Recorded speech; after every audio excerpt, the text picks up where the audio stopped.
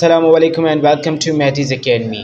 तो केमिस्ट्री के कोर्स में आज जो है हम लेक्चर नंबर 1 को देखेंगे जो कि बेसिक से एडवांस लेवल तक होगा। आइए स्टार्ट करते हैं आज के हम हमारे इस लेक्चर को जो कि है नंबर 1 से हमारे पास नंबर 1 पे जो पॉइंट है हमारे पास, ज़रा सा मुझे इस मार्कर को सही करने दें। नंबर 1 पे हमारे पास पॉइंट है कि द साइंस वर्ड साइंस जो है कम्स फ्रॉम लैटिन वर्ड। ठीक है, ये साइंस लैटिन वर्ड से आता है, लैटिन वर्ड से आता है जिसका मतलब होता है साइंशिया। ठीक है, जिसका मतलब यानी कि साइंशिया वर्ड से निकला है ये वर्ड और इसका मतलब होता है टू नो, यानी कि किसी भी चीज़ के बारे में जानने को हम क्या बोलेंगे, साइंस बोलेंगे।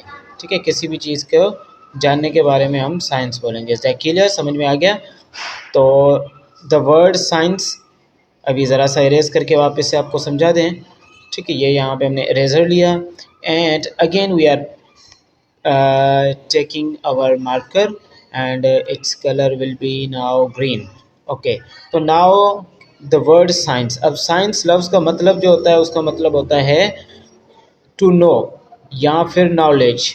ठीक है, ये साइंशिया से ड्राइव्ड है और ये लैटिन वर्ड है। कौन सा? लैटिन लैंग्वेज का वर्ड है। उसके बाद हम नेक्स्ट पॉइंट को देखेंगे। ये आपके बुक्स में से लिए गए हैं 9th टू इंटर से, तो सारे टाइप्स की टेस्ट जो हैं इससे क्लियर की जा सकती हैं। ये सीरीज़ मैंने आपको पहले ही, कोर्स जैसा कि आपने ज्वाइन किया है तो पहले ही क्लियर कर दिया है आपको। BSc nursing, MLT, DPT, form D, ये सारे कुछ कोर्सेज जो हैं कवर कर सकते हैं। उसके बाद साइंस वर्ड के बारे में जानने के बाद हम देखेंगे डेमोक्राइटिस जो हैं वो एक क्या थे, हमारे पास साइंटिस्ट थे जिन्होंने सबसे पहले हमारे पास आइडिया दिया था। किस चीज़ का? एटम का आइडिया। एटम, एटम जो है ये भी वर्ड एटमोस से निकला हुआ है। कहाँ से? एटमोस से निकला हुआ है। ये वर्ड एटमोस से निकला हुआ है।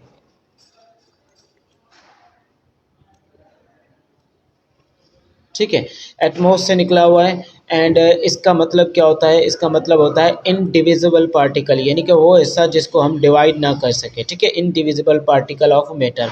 और मैटर से आप सारे वाकिफ़ हैं। मैटर को कहा जाता है कि anything which occupy space and has मास। ठीक है, वो चीज़ जिसके पास क्या हो, ऑक्यूपाई स्पेस करे और इसके पास हमारे पास क्या हो, मास हो, तो हम उसको मैटर बोलेंगे। ठीक है, यहाँ पे ज़रा सा माउस से लिखने में होता है, प्रॉब्लम होती है मुझे, वो ज़रा सा आप खुद से समझ लें कि ये कौन सी चीज़ जो है वो लिखी जा रही है। ठीक है, तो इसी तरह से नेक्स्ट पॉइंट जो है Jabir bin Hayyan, point number 3 जो है वो है Jabir bin Hayyan develop the method to produce nitric acid. अब जाबिर बिन हयान को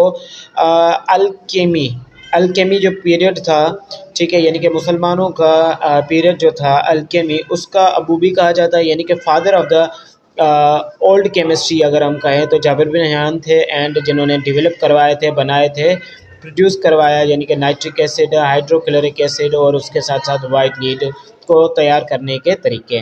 अल राज़ी हमारे पास, अल राज़ी एक ऐसे साइंटिस्ट हैं जिन्होंने क्या किया हुआ है, हमारे पास इथाइल अल्कोहल जो है वो बनाया फर्मेंटेशन के प्रोसेस से। फर्मेंटेशन के प्रोसेस से इथाइल अल्कोहल को बनाने का तरीका जो था वो किसने बताया था? अल राज़ी ने बताया था। ठीक है, बेसिक से एडवांस लेवल तक क्लासेस जाएंगी। ये जो लेक्चर्स हैं, यानी कि ये जो लेक्चर है आपको बेसिक सा लग रहा होगा, लेकिन ये पॉइंट्स भी क्लियर कर लें, कॉन्सेप्ट क्लियर कर लें, कहीं किसी भी एग्जाम में भी पूछा जा सकता है। उसके बाद है जे प्रेसली हमारे पास। जे प्रेसली ने हमारे पास oxygen and sulphur dioxide and hydrogen chloride जो थे वो इन्होंने डिस्कवर किया था। ठीक है, एंड शेली के बारे में अगर हम बात करें तो शेली भी जो है इनका कंट्रीब्यूशन भी बहुत अच्छा था। शेली ने जो है इसको क्रेडिट दिया जाता है कि क्लोरीन की डिस्कवरी जो है उसका क्रेडिट जो है हमारे पास शेली को दिया जाता है। ठीक है, क्लोरीन जो कि एक गैस है। ठीक है, एंड लेवोजियर के बारे में अगर हम बात करें तो लेवोजियर, जैसे कि हमें पता था कि हमारे एटमॉस्फेयर में ऑक्सीजन मौजूद होती है। ठीक है, ऑक्सीजन मौजूद होती है, O2 मौजूद होता है और इसी तरह से नाइट्रोजन मौजूद होती है। ठीक है, और ऑक्सीजन हमारे पास कितनी मौजूद होती है? ऑक्सीजन हमारे पास 21% मौजूद होती है एंड नाइट्रोजन हमारे पास जो है 78 जो है वो 78% मौजूद होती है। तो ऑक्सीजन के बारे में लिवोजियर ने बताया था। ऑक्सीजन जो है वो मिलती है हमें एयर में 1/5, यानी कि 1/5 यानी कि 21% मिलता है। तो ये सारा कुछ बताना किनका काम था? लेवोजियर का काम था। एंड उसके बाद आ जाता है पॉइंट नंबर 8 जो कि है जॉन डाल्टन के बारे में। जॉन डाल्टन इन्होंने एटॉमिक थ्योरी ऑफ मैटर, सबसे पहले एटॉमिक थ्योरी ऑफ मैटर जो कि 1806 में प्रेजेंट की थी, वो जॉन डाल्टन ने प्रेजेंट की थी। और ये एटॉमिक थ्योरी ऑफ मैटर, सबसे पहले एटम के बारे में जो बताया गया था वो डेमोक्रेटिस ने बताया था, ठीक है। और उससे भी एशियन टाइम में ग्रीक जो थे उनका मानना था कि 4 मैटर हैं, जैसे कि आग, पानी, हवा और इस तरह की चीज़ें जो हैं वो हैं मैटर कहलाती हैं, यानी कि ये एलिमेंट है, बाकी कुछ भी नहीं है। लेकिन उसके बाद जॉन डाल्टन ने जो है थ्योरी प्रेजेंट की एटॉमिक थ्योरी ऑफ मैटर, यानी कि मैटर की एटॉमिक थ्योरी इन्होंने जब पेश की। डेमोक्रेटिस ने सिर्फ हिंट दी थी एटम के बारे में और बताया था कि मैटर के पास कुछ ऐसी चीज़ होती है जिसको आप डिवाइड नहीं कर सकते। एटमॉस वर्ड से निकाला गया था, ये खुद एक लैटिन वर्ड है, ठीक है, जो कि क्या है, जिसका मतलब है जिसको हम तोड़ नहीं सकते। लेकिन बाद में जैसे ही रिसर्चेस आगे बढ़ी, जैसे कि इलेक्ट्रॉन माइक्रोस्कोप की डिस्कवरी आ चुकी है अभी 1995 में, 1935 में इलेक्ट्रॉन माइक्रोस्कोप डिस्कवर हुई। तो अब हमें ना सिर्फ के एटम के ये पार्टिकल्स यानी कि इलेक्ट्रॉन, प्रोटॉन और न्यूट्रॉन, बल्कि इससे ज़्यादा मज़ीद पार्टिकल्स भी हमने जो है मीन्स के साइंटिस्ट ने डिस्कवर कर लिए हैं। तो जॉन डाल्टन ने atomic theory of matter present की थी। उसके बाद है प्लाज्मा। अभी जैसा कि आपके बुक्स में रिसेंटली आप जो अभी तक पढ़ते आ रहे थे, वो था सॉलिड, लिक्विड एंड गैस जो हैं वो स्टेट ऑफ मैटर हैं। लेकिन अभी फोर्थ स्टेट ऑफ मैटर भी डिस्कवर कर दी जा चुकी है। काफ़ी टाइम पहले ये डिस्कवर कर दी जा चुकी थी, लेकिन पाकिस्तान के करिकुलम में इसको अभी इंक्लूड कर दिया गया है। और इसके अलावा बोस आइंस्टाइन कंडक्शन भी है, बोस आइंस्टाइन कंडेंसेट भी है, जो कि अभी रिसेंटली ही इनको जो है वो किया गया है। अभी हमारे पास एक और पॉइंट नंबर 10 है, जो कि है मॉलिक्यूल के बारे में। मॉलिक्यूल क्या होता है? ये स्मॉलेस्ट यूनिट होता है। स्मॉलेस्ट यूनिट होता है कि जिसके पास हमारे पास केमिकल प्रॉपर्टीज़ पाई जाती हैं, यानी कि कोई भी सब्सटेंस है।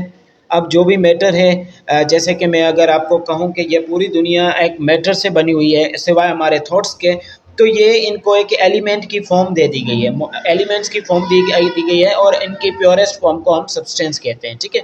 तो मॉलिक्यूल एक ऐसी स्मॉल यूनिट होगा जिसमें केमिकल प्रॉपर्टीज़ होंगी किसी भी सब्सटेंस की। I think this is clear now. The point number 11 is J Berzelius. J Berzelius वो पहले साइंटिस्ट थे जिन्होंने सिंबल्स एंड फार्मूलाज को डिस्कवर किया, जैसे कि केमिकल इक्वेशंस एंड सिंबल्स, जैसे कि ये सिंबल H जो है वो हाइड्रोजन का है और He हीलियम का है। तो ये सबसे पहले हमारे पास जो बताया था वो जे बर्ज़ेलियस ने बताया। एंड केमिकल फार्मूलाज जो भी थे, जो भी जैसे कि C6H12O6, इन सारा सब चीज़ों का कॉन्सेप्ट देने वाले सबसे पहले जे बर्ज़ेलियस थे। इसी के साथ साथ पॉइंट नंबर 12 जो है वो मेंडलीव के बारे में है। Mendeleev created the periodic table. अब जैसे कि इन्होंने डिस्कवर कर लिया था कि हमारे पास काफ़ी सारी चीज़ें हैं जो कि मीन्स के आप समझें कि जिससे ये पूरी दुनिया बनी हुई है। तो ये एलिमेंट्स की फॉर्म में इनको अरेंज करना, इनकी प्रॉपर्टीज़ को आसान करना, तो वो कुछ इस तरह से था कि एक टेबल बना दिया गया ताकि इनकी प्रॉपर्टीज़ को आसानी से पढ़ सकें हम, ठीक है। तो मेंडलीव ने पीरियडिक टेबल जो है created the periodic table by arranging elements. उन्होंने एलिमेंट्स को अरेंज किया उनकी प्रॉपर्टीज़ के हिसाब से, और काफ़ी सारे लॉज भी दिए गए, जैसे कि आप जानते हैं कि ट्रेड का लॉ, ऑक्टेव का लॉ। तो इसी तरह से ये जो है हमारे पास पीरियडिक टेबल के बारे में हिंट्स बनती गई। और अभी जो चल रहा है हमारे पास वो है मोज़ले के द्वारा, मोज़ले के ज़रिए दिया गया, ठीक है, यानी कि 1930 में दिया था इन्होंने, 1913 में इन्होंने दिया था। या लिख लेते हैं यहाँ पे ज़रा सा माउस से, अगर ये क्योंकि my hand is small and mouse से मुझसे लिखने में ज़रा सा हो जाता है, तो आई होप ये अंडरस्टैंड करेंगे। नील बोहर की अगर हम बात करें, नील बोहर इन्होंने quantum theory the hydrogen atom की। हाइड्रोजन एटम की क्वांटम थ्योरी के ये क्वांटम की फॉर्म में, क्वांटा की फॉर्म में मिलता है। तो ये थ्योरी हमारे पास जो है नील बोहर ने दी। रदरफोर्ड हमारे पास पहले साइंटिस्ट हैं जिन्होंने न्यूक्लियर स्ट्रक्चर ऑफ एटम के बारे में स्टडी की। न्यूक्लियर स्ट्रक्चर ऑफ एटम किस तरह से होता है वो बताने वाले हमारे पास रदरफोर्ड थे। एंड उसके बाद है डी ब्रोगली। अब ये introduce the concept of wave particle duality. अब डी ब्रोगली ने क्या किया कि wave particle and duality of electrons, इन्होंने इलेक्ट्रॉन्स की क्या की, ड्यूअलिटी, वेव एंड पार्टिकल दोनों के बारे में